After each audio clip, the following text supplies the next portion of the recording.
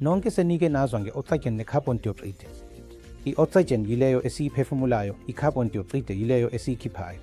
Nokho, kunenye igesi ebalulekile ebizwa ngokuthi i-carbon monoxide ekhona futhi kwezinye izimo emkhathini osizungezile. Futhi uma inganakekelwa kahle, le gesi uma ikhona ngobuningi ingavimba izinhlelo zethu futhi ingaholela emiphumeleni ebulalayo. I-carbon monoxide iyigesi engenaphunga, elingenaphunga. Awukwazi ukuyizwa futhi ingaba khona ezindaweni ezikuzungezile ungazi. Ukungenwa yi-carbon monoxide kungenzeka uma ushisa uphethiloli noma yiluphi uhlobo, noma pulangwe, noma amalahle, endaweni evalekile enokungena komoya okunganele. Usuzwile, izindaba eziningi zabantu, abashonile emotweni yabo, lapho besemotweni egumbini elivaliwe.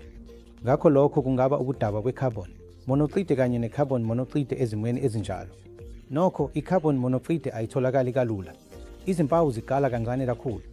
Uma uthola ukudakwa kwe-carbon monoxide, ngokwesibonelo, usegumbini elincane elicishiwe lapho umlilo uvutha khona futhi uqala ukuphathwa ikhanda, uqala ukuba nesiyezi esincane, izici ezithile zokukhathazeka, ezinye izici zokushaya kwenhliziyo, ukuphefumula kancane, lokhu kungase kube izimpawu zakuqala kakhulu zokudakwa kwe-carbon monoxide. Futhi okubaluleke kakhulu, izimpawu zingathuthuka ngokushesha. Ungase ungabi nesikhathi sokucabanga bese uqala ukuzizwa uphelelwa amandla ngokuzungayo. Futhi uma uwedwa, ungase uphele amandla noma ugijima. Ubuthi be-carbon monoxide obungalashwa bungaholela ekufeni ngoba bungethula ngokushesha okukhulu.